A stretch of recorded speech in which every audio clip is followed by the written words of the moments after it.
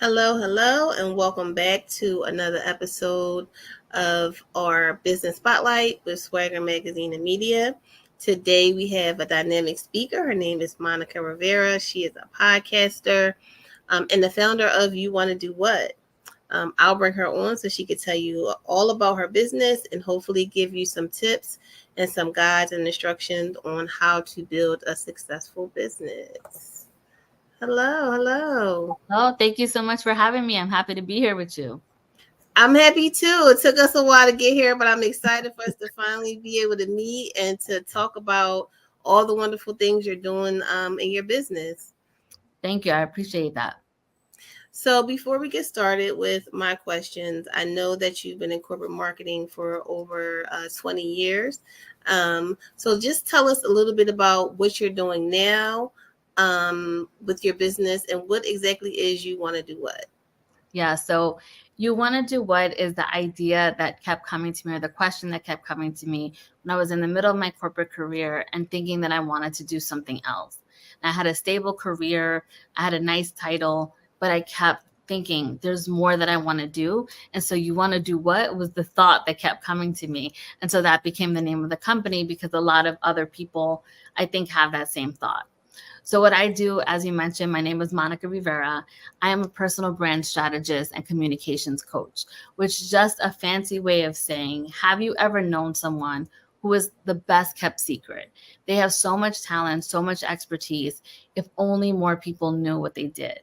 And so essentially, that is what I help my clients do. And when I go into corporations and communities and help people do, which is to build a personal brand around their story, their expertise, and their talent. Okay, I love that. And so I know you said you kept thinking, that you wanted to do something else. But was there like a pivotal moment or something that happened that actually made you say, you know what, let me leave and go ahead and get started? Like, how did you go from corporate America to business ownership? So honestly, it was really a collection of moments, which I think happens for a lot of us. So to take a Mm-hmm. step back, the way I even had gotten into my career is I'm a first gen Latina, grew up, born and raised in the Bronx with a Mm-hmm. mindset of choose a stable career, don't rock the boat, all of those things that happened. And when I became a teenager, I was about 16 years old when my mom passed away. And then eventually my biological family passed away within the next 7 years. So I was really on my own. By the time I graduated college, it was all up to me to figure out where I was going to sleep, where was I going to live, like what did life look like, because I didn't have that safety net. So my career really came out of survival. So Mm-hmm. all those lessons that I thought my parents were annoying with and all of that about stability and not to do anything creative and all of that really ended up becoming really important to me later on because I needed to take care of myself. And so when I say it's a culmination of moments, I think what eventually led me to that place was being able to say, one, I'm okay. I've created safety for myself and whatever safety meant for me at the time, which was feeling like I had enough money in savings, that emergency savings account that they talk about. I had had a career where I learned enough skills that I felt like I can transfer this to different places. And really, it was just that moment of stepping back to say, I think I'm safe now, which took a Mm-hmm. long time to feel like that. And then also realizing that so much of my career had been built upon survival and not really from choice. And that's really deep because a lot of us are still living in survival mode and don't realize it and don't realize that a lot of our decisions are based off of that. And just thinking about how your life would change if you could just live in the moment, and it's not always a struggle Yeah, to do absolutely. And that. I mean, I would say to keep it to keep it 100. I still default sometimes to that struggle mentality Mm, because it was so much of my life. It was like more than half of my life of feeling like I just wanted to keep up or I just didn't want to fall behind. And that thought of like, am I going to be okay? Am I going to be in a van down by the river, like that old school wow. SNL skit, right? Like you still think like, is this all going to go away? And it was a very real thing. And it takes a lot of courage. It took me a lot of years before I actually executed on any of the things that I wanted to do because I had so much self doubt and conditioning from how I had raised and from all of my experiences that really put me in this place of my brain wanted to do something, but it almost felt as if my body wouldn't follow what my brain wanted to do. And that's literally a thing for most minorities. Your Yeah. parents want you to either get a good job with a pension and retirement plan, or go to college and then get a good job with a retirement and pension plan. Like, that's pretty much it. Anything outside of that, they're looking. You have to actually be successful first before they take you serious. Yeah. So I get that. And then, being on your own, like, I can't imagine. Did you utilize any therapies or anything like that to help you make it through those times, or was it just all sheer will and strength on your part? So honestly, it was all just off the strength for a very long time. I did not go Mm-hmm. into therapy until I was in my 30s. And that was again because I remember as a lot of things were happening at home, feeling like this isn't right. And I also don't know how to handle this. And I remember this is before my mother passed away. There were other things that had been happening. And I said, I feel like I want to talk to someone. I didn't even have the name of like what that was as a kid, but I just felt like there was a lot happening in my brain that I just needed someone to talk about. And I remember so clearly, she said, and I give her grace now thinking back on it, but she said, "You're not crazy. You don't need to talk to anybody." Mm. That was such a response that I feel often as people of color. Historically, that's the message that we've been told, not to air dirty laundry in public. We don't need therapy. There's so many stigmas around it. And I give her grace because back then, this was so many years ago, back when I was a teenager, that's how she was raised. And that was her conditioning. And she wasn't thinking beyond that. And she wasn't thinking, well, why is my daughter asking this? It was this knee jerk reaction. And then we never talked about it again. So before I had gone to the place where I even thought about it, it was like therapy felt like a luxury. It didn't feel like a necessity to me. The necessity was this apartment that I need to keep. And then also, like, my first apartment was terrible. It was violent, it was dirty. There was like so many things just about even the condition of the building, but that's what I could afford when I first got out of college. So there were so many of those things that I had to overcome first that therapy was just not something I could think about until I was in my 30s. Yeah, and I love that you said that. Like, we have to get to a point where we give our parents grace, because they're living their life based off of what they were taught. They can only give you what they have. If they didn't know anything different, you know, you have to give them 100%. grace. Yeah. And I know my mom loved me. Like, I absolutely Yeah. have no doubt that she loved me. It was like the best that she could do, even though Right. I could look back and say, yeah, I made terrible choices. Like, both of my Mm-hmm. parents, they made terrible choices and so many things that they did. But I lovingly say that because it's the truth. It's not a perspective. It's like they just made bad choices. And unfortunately, their choices had consequences on them and myself and other things, but I give them grace now because I truly think like nobody goes into life thinking I want these things to go wrong. No one goes Mm-hmm. into a decision thinking I don't want this to pan out in the right way. So I give them grace for the choices that they made at the time. And coming from, all of that and all of the struggle, your podcast, I Mm-hmm. read, has reached over 120 countries. Yes. Mm-hmm. And that's awesome. A lot of people start podcasts and they don't make it past the first year. They don't get past 10, 15 episodes and they give up. So for you to do that is a huge accomplishment. Mm-hmm. What did you do, or were there any strategies to be able to reach, a global audience? So this is the one that people say a lot, but it can't be slept on. And there's a reason why everybody says it a lot. So when you hear advice that's given universally, you can choose to reject it as like everybody says that, or you can choose to believe there must be some truth in what someone is saying. So I would encourage anyone who hears this to think there's truth in it. It was really about showing up and about telling everyone I had a podcast. So the first part of it, the just showing up, my first episode was a hot mess. It is up there. You can listen to it. It was trash from everything from the opening to what I talked about to how I sounded. There's not a single thing that you could say positive about the episode other than, well, good for her for showing up. That's about it. Say. It was bad all the way around. But I told myself every week my job is to just show up because I knew just putting in the reps, I would get incrementally better. It's like Mhm. going to the gym or trying to run for the first time. If you just show up every day, you're guaranteed to see a little bit of improvement, whether it's you're better conditioned when you're going for a run, or you're a touch faster, or you run for longer, or you fall in love with the sport. There's going to be some incremental improvement. So that was the only thing I told myself in the very beginning. Then what I did was I started to ask a lot of questions. So I put myself into rooms where people were much smarter than me. I've left all humility and pride to the side and said, look, this is how it sounds right now. This is kind of what I'm hoping to get to. How can what advice do you have for me? And then I listened. And when I listened, then I went back and I implemented. Mhm. And so slowly it started to get better. And then what I did, I started to tell everybody about it. But when I first launched the episode, very few people know this. The first 3 episodes went out, and I didn't even tell my friends that I had a podcast. I told no one because again, it goes back to creating that safety for myself.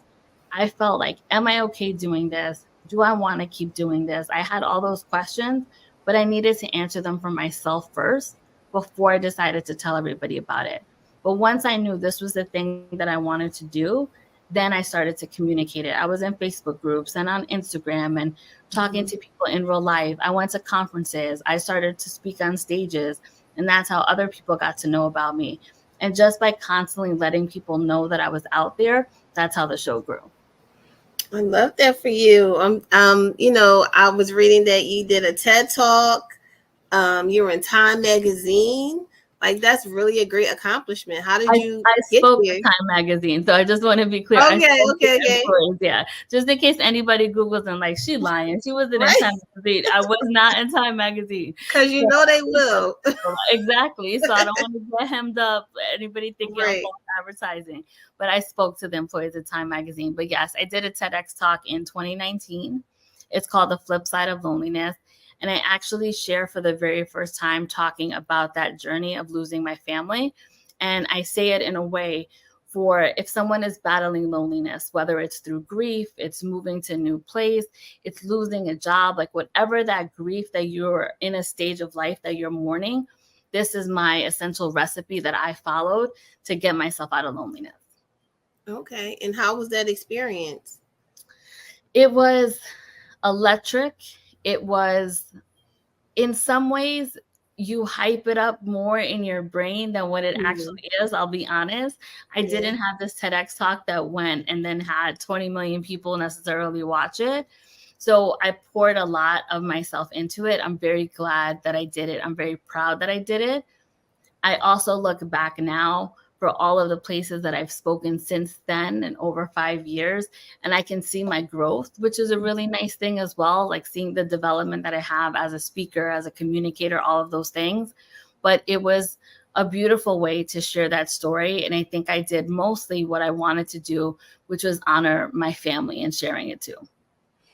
Okay. And so you're speaking on different stages. How did you, I guess, navigate from when you first put out 3 episodes and didn't want anybody to know to now I'm a speaker? Like, I know that the podcast grew from repetition and from showing up, but how did you get rid of that fear to get on a stage? A TEDx is like one of my goals, but I just don't have the heart yet to even. I'm like, are people even want to care about what I have to say? So that's a big hurdle that a lot of us have to overcome. So how did you get from there to there? That's a big jump. Yeah, so I'll say about the last thing when you ask if anybody's going to care. If you care, they will care.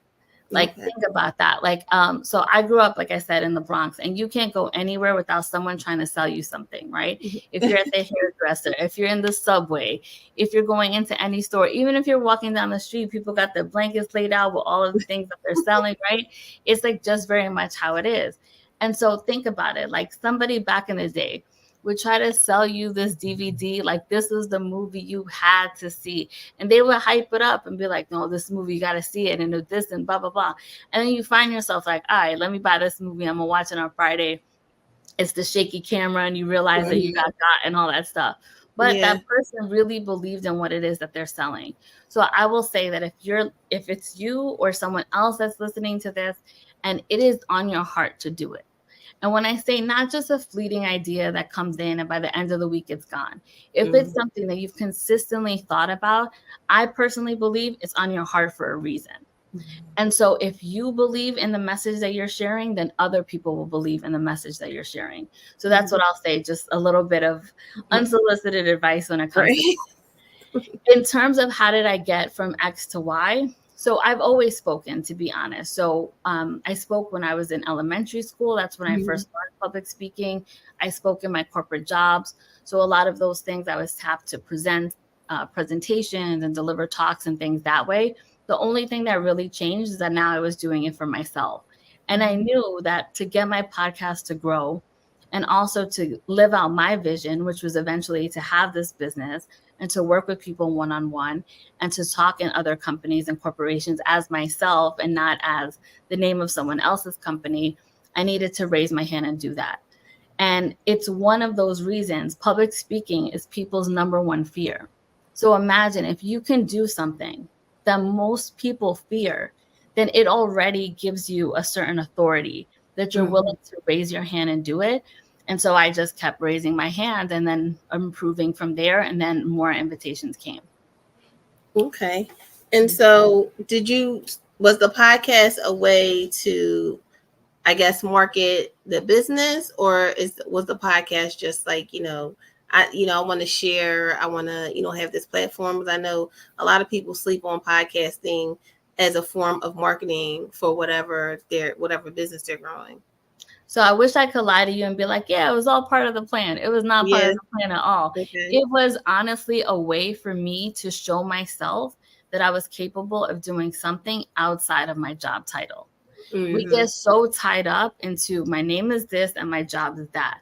And they feel like they're linked. It's almost like first name, last name, job title. And so for me, I was also caught up in like, well, who am I if I'm not doing this thing anymore? Or if I want to change out of that? And there's a big identity shift that happens. And a lot of the work I do with my clients is actually creating that identity shift of stepping into who you're going to be. So for me, I started the podcast because I needed to create a new identity for myself, which was to do something for me, to show myself that I was capable, to learn these new sets of skills. And once I was able to do that, then that identity of I'm not just Monica who works at X company. It was even at that point, I'm Monica the podcaster. That was showing myself I could create something new. And so it was honestly that's how it started. And then later, it pivoted into becoming the business. But first, I needed to just show myself that I wasn't stuck to this one thing. And I think a lot of people feel like that we can't, if we make one decision, it becomes a decision we have to stay in with forever. But we really don't. We are allowed to move, but it becomes easier once we move the first time. So I'll share just very quickly. I lived in my apartment in the Bronx forever, my whole life. When I moved the first time, I had tears, like when little kids go to school for the first day, like crying. It was bad. It was the ugly cry, all of that, because there was so much fear about what it was going to be like to live in a different neighborhood, to not have the same neighbors, to not go to the same bodega. It was like all of these things that just felt very overwhelming for me. I moved the first time. When I moved the second time, it wasn't quite as hard. When I moved the third time, it was like, it was nothing, right? It just, you get used to it. So I say that to say that when you're coming from whatever it is you're doing now, and then you make the next change, that is going to feel really hard. It's going to feel really uncomfortable. You're going to question everything. And I want you to know that that's completely normal. That's how it's supposed to feel. But then when you pivot again, it's going to feel easier. And slowly over time, you're going to adapt to the fact that this is what building a business is like. It's little incremental changes that will feel uncomfortable, but never as uncomfortable as the first time. I love that. You've been giving out some gems. So in your experience, just with the people that you work with, are there any like common challenges that you see that you can speak to as far as like building a brand and storytelling? Because I know that that's kind of what you teach people how to do, build their brand based off of telling their story. Yes, it's funny. The biggest thing, so people will come to me saying they want to build their personal brand or speak on stages or become a thought leader. And then the number one challenge they will have is visibility. Mm-hmm. So actually being seen and feeling okay with being seen. And this doesn't even have to be speaking on stages. I was speaking a few weeks ago at an association of female attorneys, brilliant women, all high accomplished, all of those things. And they had the same questions. I don't know what to post online. I don't want to brag. I don't want to feel like I've lost my humility. I don't know if I should share about an award that I received. And these are highly accomplished, very driven group of women that still have the same questions of, yes, I want a personal brand, but I don't necessarily want anyone to see me. And Mm-hmm. that is, it feels like it's in such conflict with each other. But again, this is where we have to put our fear to the back seat and just try. I'm not saying, well, raise your hand and nominate yourself for a TED talk or go stand in the middle of the street and deliver a 7-minute talk. It's nothing like that, but there are incremental steps that you can do to try to become more comfortable with being visible. And again, it goes back to those reps. But that's the number one thing, feeling like they don't want to be seen, even though they're with me because they actually do want to be seen. So, as much as people think they come for the strategy, really what they come for is that mindset shift. Yeah, I love that. So, do you think that, well, first I wanted to ask you about how your life is now. Have you started like a family of your own? Like, how are you dealing with like loneliness and things like that? Are you, I know so much time has passed. Have you built up your own community outside of business? Yes, absolutely. So I do have my own community. I have what I call my chosen family. So my Okay. niece is, so she's my chosen niece. She's 6.5 years old now. She is like my best friend in the entire world. I literally every day of her life I have FaceTimes her, which is crazy when you think like a newborn baby, they don't can't even see Yeah. the hand in front of their face, but you're FaceTiming them. The answer is yeah. So I do have my chosen family. I have my partner. He and I have been together for 5.5 years now. So we've been together for a very long time. I don't have any biological children of my own, but I have my niece and I have his nephews and his niece. And so together I have, I think I've created a pretty nice life. Okay, I love that. So do you still, I know you said you still find yourself kind of relapsing into that survival mode, but do you still, when you're getting invited to do these talks and speaking and things like that, do you still have to kind of like give yourself a pep talk to like overcome, a little bit of fear?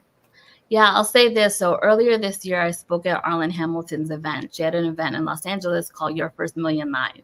And so, as one of the speakers, and leading up to it, I would say that the morning of, I thought to myself, like, what am I doing? I shouldn't even be doing this. And also, I had come down out of nowhere with a fever and a cold that I felt like, Lord, you trying to take me out. Like that's literally what I thought. I was like, Oh no. I wasn't supposed to be here. I don't know why you let me get on the plane and go all the way Right. from New York here. But when I tell you, I felt like the hottest garbage. It was terrible. Even the person at the front desk of the hotel, as soon as he saw me, asked, "Are you okay?" And he gave me 2 bottles of free water. You know, hotels don't give anything. Right. So I must have looked really sick to him. But I was having all these periods of doubt. And now I'm under the weather and I'm thinking, maybe I shouldn't do this. Maybe I should just back out of it. And I promise you, this is a completely true story. So if anybody's tuning out, come back in for this. I'm sitting in the back of the wings of the stage, and the person before me is speaking, and I'm sitting there, and I don't really remember anything the person's saying, not because of her, but because I'm just sort of in my head. And the guy says, the voice of God is going to announce you. Now, I'm a very faith based person. And so when he says that, I look at him and he's like, well, from overhead, you're going to hear yourself be announced. And I said, okay. So he gives me the microphone. I'm waiting for the person to go. She starts to come back and I hear my name introduced on the stage. I stepped on and it was as if this calm just came completely over me. All the nerves were gone, all the doubt was gone. And for the next 20, 25 minutes that I was on that stage, I have to tell you, it's probably the most comfortable and most at peace I've ever felt delivering a talk. And Wow. to me, as someone who's faith based, I felt like you want your answer, this is your answer. This is Mhm. how good you feel when you're doing something that you're supposed to be doing. So, Right. yes, I have the doubts, but also in that moment, I had rock steady belief that it was what I'm supposed to be doing. Yeah, I love that. I remember when I first started podcasting, even before I came to Swagger, every time it was time to do an interview. And mind you, in the beginning, I was interviewing people I knew, like people I know for years. Like my heart would race, and I'm like, oh, I need to get a sip of wine. Now I'm waiting for the guests to come on. I'm just sitting here scrolling, and then like soon as they come on, I'm like, hey, welcome to the show. So it's so funny how you could be so nervous and just starting out until you get really comfortable with what you're doing, and just to keep going, never to give up. So I really love that. And just like you said, when you're doing something that you're supposed to be doing, it's always it's always easier if you're doing something that you're supposed to be doing. So I love that. Yes, absolutely. And I love that you say that like at one part you had the nerves and then it just kind of goes away. But it's exactly what I mentioned before about it's the reps, right? It's the reps of doing it. And it really does. Like now you're not someone who's just starting out. You're like, I do this. This is what I do. If somebody were in 5 minutes, like, oh, we need you to interview someone, you would know exactly what you need to do. And you would be so ready. Even if you didn't know a lot about the person, you're so skilled now. Even just the conversation we've had now and crafting an interview and developing a comfortable environment and creating the conversation, that you could do it with no lead time at all. And it's so funny because I'm a hairstylist, and I find myself, I'm like, wait, let me relax. Cause I'm like, oh, and so how was that? So what was that like growing up? And so, oh, so you're going here. And I'm like, okay, well, this isn't an interview. Let me just be quiet. Cause I was get to talking and asking all, and mind you, I'm an introvert. So I usually, if you don't want to talk, I won't, I don't have to. But if I see that you want to talk, I'm going. I'm going. It just comes so naturally now. That's why I don't even really prepare questions like I used to. So it's definitely a gem right there that, the more you do it, muscle memory, you get used to it. It's easy. Absolutely. Absolutely. Yeah. So I thank you so much for joining us today. Do you have any last words, anything that you're working on, any projects, anything that we have to look for coming from Monica in the future? So I would say I relaunched the podcast this year. So same name, You Want to Do What. So if you want free game on personal branding, thought leadership, public speaking tips, it'll be there for you to listen to on any platform. It's called You Want to Do What. And if any of this feels like something that resonates with you, or if you're in the season of your life where you're like, you know what, I want more people to know about me, I have this gift, I'm ready to birth it, then I would invite you to just reach out to me. We can do a free discovery call to see if I'm the right fit for you. And you can go to youwantadowhat.com and we can connect there. All right. Thank you again so much. And I look forward to just, networking with you in the future. Likewise. Thank you again. I appreciate it.